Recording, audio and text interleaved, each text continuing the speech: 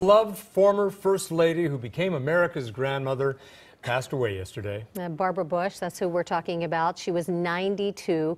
CBS 2's Cara Finnstrom joining us this morning with a look back at her life and legacy. So many stories to tell, Cara.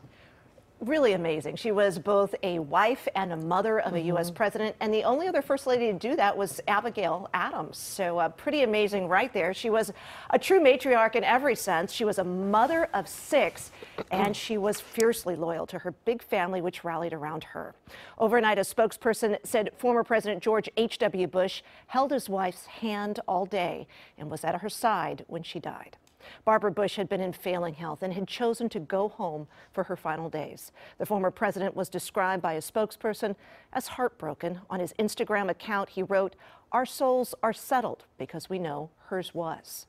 Barbara Bush was 16 when the two first met. They were married 73 years, and that is the longest marriage for any U.S. president. Along the way, she campaigned and supported both him and their sons in their political lives. As First Lady, she was also known for her wit. Her family dubbed her the Silver Fox. And America will remember how she encouraged compassion and humanity. One of the causes she championed, reading and literacy. Through it all, she remained humble. I'm the world's luckiest woman. I think if I sort of put it in a nutshell, these are the things that are important to me: faith, family, and friends. And that is a picture that we have to put up for you there of her with that beloved family. She will be laid to rest Saturday on the grounds of the George Bush Presidential Library next to her daughter Robin, who died of leukemia.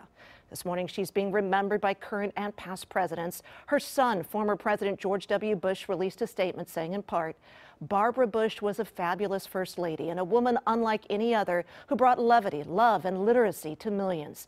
To us, she was so much more. Mom kept us on our toes and kept us laughing until the end.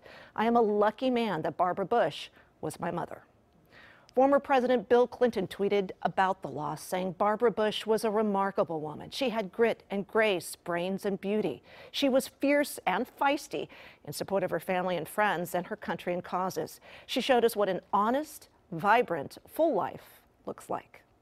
The former First Lady will lie in repose at St. Martin's Church with a public viewing on Friday, so America will also get its chance to say goodbye.